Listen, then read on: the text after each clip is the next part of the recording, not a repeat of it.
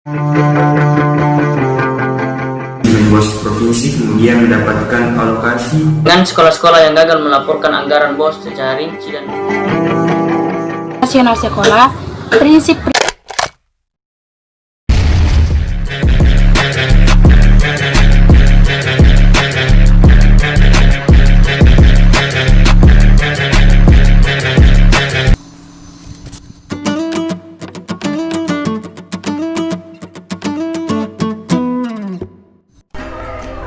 Assalamualaikum warahmatullahi wabarakatuh. Hai guys, perkenalkan nama saya Muhammad Ridwan Rashid dengan NIM 203118045. Baiklah, pada kesempatan ini saya sebagai pemateri pertama akan menjelaskan definisi dari dana BOS. Dalam Undang-Undang Nomor 20 Tahun 2003 tentang Sistem Pendidikan Nasional pasal 6 ayat 1 menyebutkan bahwa setiap warga negara yang berusia 7 sampai 15 tahun wajib mengikuti pendidikan dasar. Pada pasal 34 ayat 2 disebutkan bahwasanya pemerintah dan pemerintah daerah menjamin terselenggaranya wajib belajar minimal pada jenjang pendidikan dasar tanpa memungut biaya. Sedangkan dalam ayat 3 menyebutkan bahwa wajib belajar merupakan tanggung jawab negara yang diselenggarakan oleh lembaga pendidikan pemerintah, pemerintah daerah, dan juga masyarakat tentunya. Konsekuensi dari amanat undang-undang tersebut adalah pemerintah dan pemerintah daerah wajib memberikan layanan pendidikan bagi seluruh peserta didik pada tingkat pendidikan dasar, mulai dari SD, SMP, dan satuan pendidikan lainnya yang sederajat.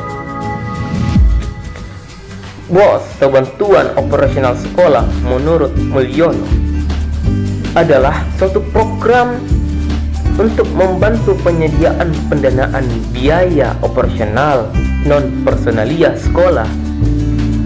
Program bantuan operasional sekolah dikomandani oleh Kementerian Pendidikan dan Kebudayaan, yang mana dalam pelaksanaannya penyaluran dan pengelolaan dana BOS wajib berpedoman pada buku petunjuk teknis penggunaan dana BOS yang diterbitkan oleh Kementerian Pendidikan dan Kebudayaan dan Kementerian Agama sebagai kementerian teknis yang bertanggung jawab dalam pelaksanaan dan pengelolaan program BOS itu sendiri.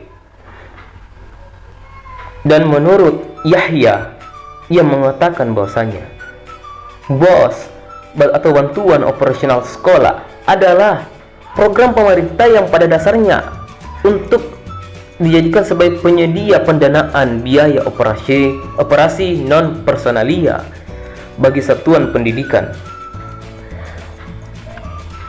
Dasar sebagai pelaksana program wajib belajar.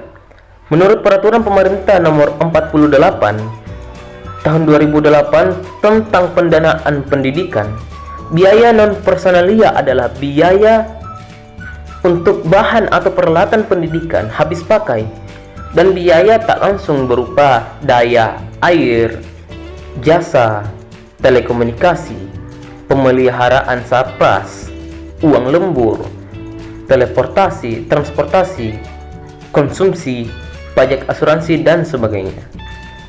Dari kedua para ahli ini dapat disimpulkan bahwasanya bantuan yang diberikan pemerintah kepada satu lembaga pendidikan atau sekolah itu untuk membantu kelancaran pelaksanaan kegiatan belajar mengajar dan disusun dalam rencana kerja beserta aturan-aturan pelaksanaannya. Mungkin itu saja yang dapat saya sampaikan sebagai pemateri pertama.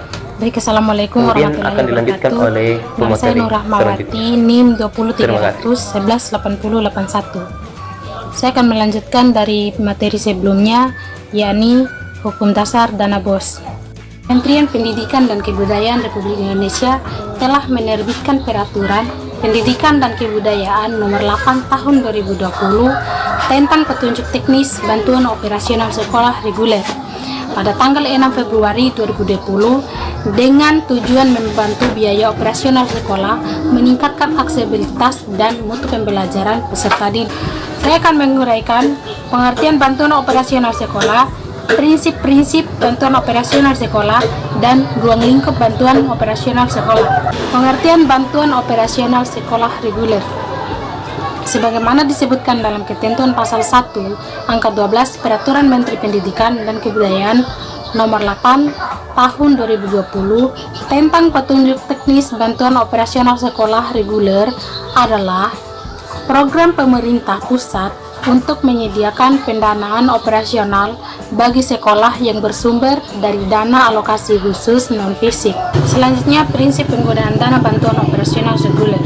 Yang pertama, fleksibilitas, yaitu penggunaan dana BOS reguler dikelola sesuai kebutuhan sekolah.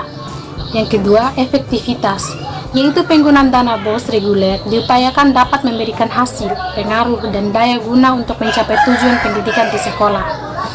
Yang ketiga, efisiensi, yaitu penggunaan dana BOS reguler diupayakan dapat memberikan hasil, pengaruh, dan daya guna untuk mencapai tujuan pendidikan di sekolah. Yang ketiga, efisiensi, yaitu penggunaan dana BOS reguler diupayakan untuk meningkatkan kualitas belajar siswa dengan menggunakan biaya seminimal mungkin dengan hasil yang optimal. Yang keempat, akuntabilitas, yaitu penggunaan dana BOS reguler dapat dipertanggungjawabkan secara keseluruhan berdasarkan pertimbangan yang logis sesuai dengan peraturan perundang-undangan. Dan yang terakhir, transparansi, yaitu penggunaan dana BOS reguler dikelola secara terbuka dan mengakomodir aspirasi pemangku kepentingan sesuai dengan kebutuhan sekolah. Dan yang terakhir, ruang lingkup bantuan operasional sekolah reguler. Hal-hal yang diatur dalam Peraturan Menteri Pendidikan dan Kebudayaan Republik Indonesia nomor 8 tahun 2020 tentang petunjuk teknis bantuan operasional sekolah reguler, yaitu penerima dana bantuan operasional sekolah reguler, alokasi dana bantuan operasional sekolah reguler, komponen penggunaan dana bantuan operasional sekolah reguler, pengelolaan, pelaporan, dan tanggung jawab penggunaan dana BOS reguler. Ruang lingkup seperti yang saya sebutkan tadi merupakan pedoman dasar untuk melaksanakan dan mempertanggungjawabkan dana bantuan operasional sekolah reguler. Terima kasih, sekian dari saya. Wassalamualaikum warahmatullahi wabarakatuh. Bismillahirrahmanirrahim. Assalamualaikum warahmatullahi wabarakatuh. Perkenalkan, nama saya Nurdini, NIM 2030118077. Baik, langsung saja. Tujuan dana BOS. Istilah orang miskin dilarang sekolah sekarang tidak sepenuhnya benar, karena dengan adanya program BOS yang dimana dana tersebut digunakan untuk membantu masyarakat dalam proses pendidikan. Ada beberapa tujuan dari penggunaan dana BOS, yaitu pertama, dana BOS memberikan kesempatan pada siswa-siswa miskin untuk sekolah, karena dengan menggratiskan seluruh siswa miskin pada tingkat pendidikan dasar dan beban operasi sekolah, baik sekolah negeri maupun sekolah swasta.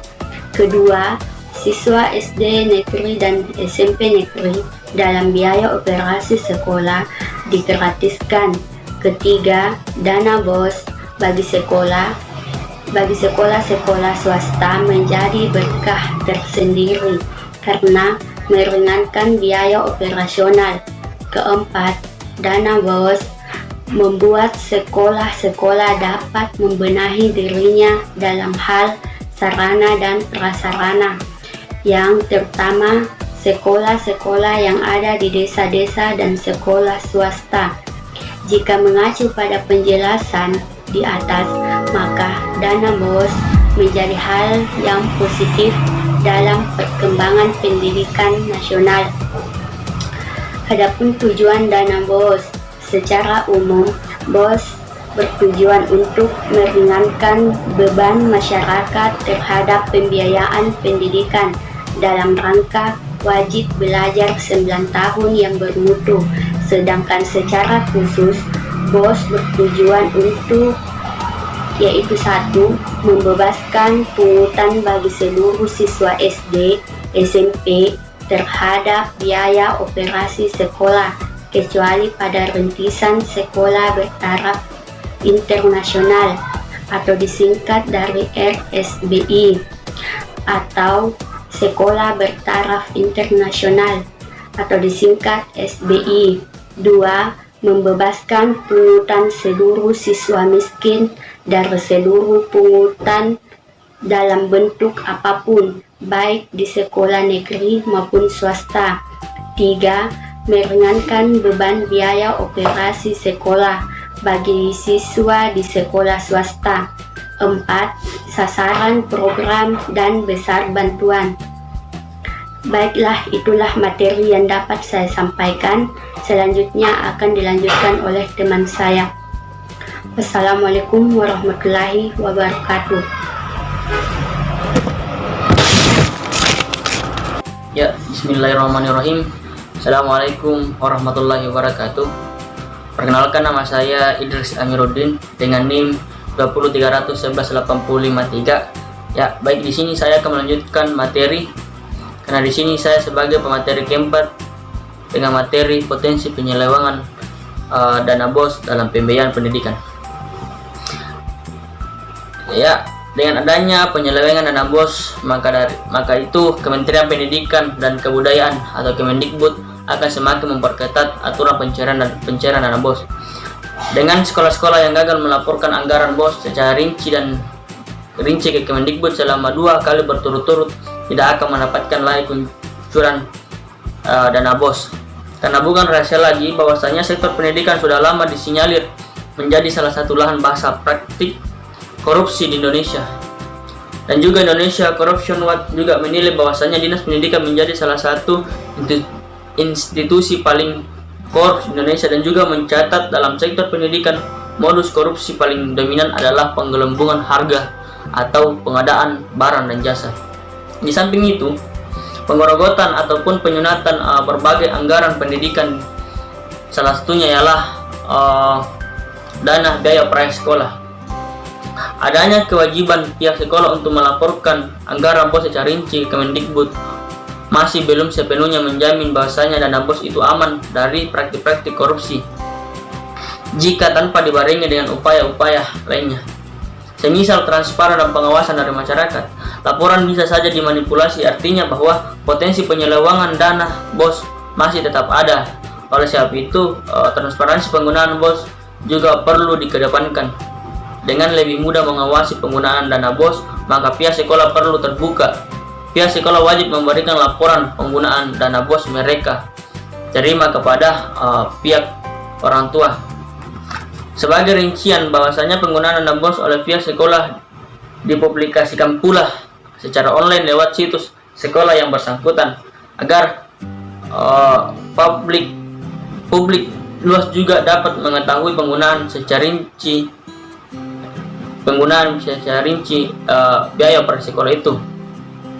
Semuanya harus dibuat serba transparan sehingga publik juga sebagai pembayar pajak dapat dengan mudah mengetahui dan mengawasi sejauh mana anggaran BOS yang dikelola oleh pihak sekolah secara benar. Semua ini perlu dilakukan untuk menjamin terciptanya sebuah sistem pendidikan nasional yang benar-benar bersih, kredibel, dan berkualitas baik. Dari penyelewengan ini ada beberapa modus dana BOS yang pernah terjadi di sekolah-sekolah, yaitu ada beberapa kepala sekolah diminta menyetor sejumlah uang tertentu kepada pengelola dana BOS di Diknas dengan dalih mempercepat proses pencairan dana BOS. Kepala sekolah menyetor sejumlah uang tertentu kepada oknum pejabat Diknas dengan dalih untuk uang administrasi. Para kepala sekolah menghimpun dana BOS dengan menyuap pegawai BPKP dan sekolah memandulkan peran komite dan dewan pendidikan dengan tujuan mempermudah pengelolaan dana BOS sendiri. Sekolah sengaja tidak membentuk komite dan dana BOS hanya dikelola oleh pihak kepala sekolah dan bendahara. Pihak sekolah menarik sumbangan kepada orang tua siswa dengan dalih operasi sekolah untuk meningkatkan mutu pendidikan yang kurang. Kemudian dana BOS sengaja dikelola secara tidak transparan dengan indikasinya hampir tidak ada sekolah yang memasang papan informasi tentang penggunaan biaya sekolah itu sendiri. Kemudian pihak sekolah ataupun kepala sekolah hampir selalu berdalih bahwasanya dana BOS itu kurang, dan juga kepala sekolah membuat laporan palsu atau honor para guru yang dibayar menggunakan dana BOS dan diambil kepala sekolah dengan tanda tangan palsu. Kemudian pembelian alat prasarana sekolah dengan kwitansi palsu. Kemudian kepala memakai dana BOS untuk kepentingan pribadi. Nah, itu beberapa modus dari kepala sekolah dalam penyelewengan dana BOS. Darinya itu ada pun solusi dari kasus penyelewengan dana BOS sendiri, yaitu yang pertama, perlu adanya audit independen terhadap laporan pemakaian dana BOS. Kemudian ada pengawasan dari DPRD, karena meskipun bersumber dari pemerintah pusat, akan tetapi mekanismenya pengadaan tetap melalui APBD. Kemudian adanya peningkatan peran orang tua atau anggota komite sekolah untuk mengawasi dana biaya operasi sekolah. Perlu adanya intervensi KPK dengan mengambil alih semua kasus biaya operasi sekolah, dan yang terakhir perlu adanya penghargaan bagi sekolah yang mengelola biaya operasi sekolah dengan baik dan memberikan hukuman bagi kepala sekolah yang masih saja menyelewengkan dana BOS itu sendiri. Ya, baik, mungkin itu yang menjadi materi dari potensi penyelewengan dana biaya operasi sekolah dalam pembiayaan pendidikan. Baik, saya lanjutkan kepada pemateri selanjutnya. Mungkin sekian dari saya. Billahi taufiq wal hidayah. Assalamualaikum warahmatullahi wabarakatuh. Assalamualaikum warahmatullahi wabarakatuh. Saya Andi Umar Abadi, jurusan Management of Islamic Education. Sini pada kesempatan kali ini saya akan menjelaskan tentang BOS. Apa itu BOS? Nah, BOS adalah bantuan operasional sekolah. BOS merupakan pengembangan lebih lanjut dari program jaring pengembangan sosial di bidang pendidikan. Nah, salah satu program di bidang pendidikan dalam bantuan operasi sekolah atau BOS yang menyediakan bantuan bagi sekolah dengan tujuan membebaskan biaya pendidikan bagi siswa yang tidak mampu dan meringankan beban bagi siswa yang lain dalam rangka mendukung pencapaian program wajib belajar pendidikan dasar selama 9 tahun. Ya, pengalokasian atau pencarian dana BOS dilaksanakan pertama, tim manajemen pusat mengumpulkan data jumlah siswa. Tiap sekolah melalui tim manajemen BOS provinsi kemudian mendapatkan alokasi dana BOS setiap provinsi. Nah, bagaimana sih itu penggunaan dana BOS? Ya, penggunaan dana BOS di sekolah harus didasarkan pada kesepakatan dan keputusan bersama antara tim manajemen BOS sekolah.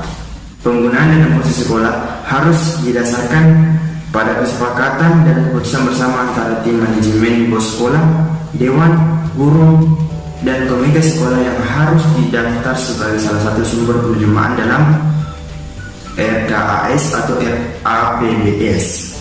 Ya, penyalahgunaan pengelolaan dana BOS banyak ditemukan di beberapa daerah. Kasus yang paling sering adalah pengelambungan jumlah siswa, penyalahgunaan dana, dan bahkan data dan pelaporan fiktif sering menghiasi surat kabar tentang penyelewengan dana BOS. Hal ini bisa juga dipicu oleh sistem yang berjalan, lemahnya pengawasan dan partisipasi publik yang kurang, sehingga menyebabkan tujuan dari dana subsidi BOS ini menjadi kurang dan cenderung berkurang kemanfaatannya. Untuk itu teman-teman, diperlukan tindakan preventif dari setiap lembaga dan elemen dari bangsa ini untuk kemajuan dan pengefektifan pengelolaan dana BOS. Di antaranya mungkin bisa kita tawarkan adalah kembali mengkaji kebijakan yang sudah ditetapkan, karena satu kebijakan tidak mungkin langsung cocok pada tataran implementasi. Nah, selain kebijakan dana berkeadilan juga bisa menjadi salah satu solusi dari permasalahan, karena kondisi orang tua dan siswa serta sekolah tidak sama, ya, sehingga yang mendapat subsidi adalah orang-orang yang benar-benar layak mendapatkan subsidi. Pengawasan yang harus lebih efektif dan efisien juga mendukung pencapaian tujuan dana BOS. Solusi lain mungkin bisa dicoba adalah pendampingan oleh ahli yang kompeten bisa mempermudah pengelolaan dan efektivitas penggunaan dana BOS. Mahasiswa administrasi pendidikan serta ahli dalam bidang manajerial pendidikan bisa menjadi pendamping utama dan ikut membantu dalam mengarahkan. Hal ini dikarenakan kurangnya tenaga profesional terkait administrasi dan manajemen sekolah yang ada di sekolah. Teman-teman, kendala pembiayaan dana BOS dan tunjangan guru terhadap penyalurannya. Pertama, karena sekolah belum menginput data dengan benar di data pokok pendidikan atau Dapodik. Kedua, akurasi data rekening antara yang didapat dari Dapodik dan pemerintah provinsi juga tidak sama, sehingga perlu diverifikasi peluang karena bank meretur dana BOS tersebut. Dan kedua, saat Kemendikbud menyamakan data dengan data rekening dari provinsi, juga banyak yang berbeda antara yang disampaikan dari Dapodik. Begitu juga saat konfirmasi dengan data bank, sehingga perlu diverifikasi ulang. Kemudian kita cross dengan kata rekening dari provinsi. Boleh banyak yang tidak matching itu antara yang disampaikan Dapodik dan provinsi. Oleh karena itu, kita ambil data yang sama Dapodik dengan yang dari provinsi, kemudian yang lain kita cross check dengan data bank. Kebanyakan ada di bank daerah atau BPD. Misalnya Bank Mandiri, BTN, BRI, BNI dapatlah angka valid pertama yang di seluruh tahap pertama gelombang 1. Misalnya harus diverifikasi. Nah, keinginan dari Kemendikbud, Direktorat Jenderal Perimbangan Keuangan dan Direktorat Jenderal Pembendaharaan untuk hanya sekali atau langsung menyalurkan ke rekening sekolah. Namun Kemendikbud menganggap apabila data tidak masuk ke dalam sistem aplikasi online monitoring sistem pembendaharaan dan anggaran negara dari kantor pelayanan pembendaharaan negara dianggap percuma apabila mengirim data yang salah sehingga mengakibatkan dana BOS retur. Nah, mungkin cukup sekian dari saya. Lebih dari kurang-kurangnya mohon maaf jika ada tutur kata yang kurang berkenan atau salah ucap. Itu pure dari kesalahan diri saya sendiri. Semoga bermanfaat. Sekian dari saya. Assalamualaikum warahmatullahi wabarakatuh.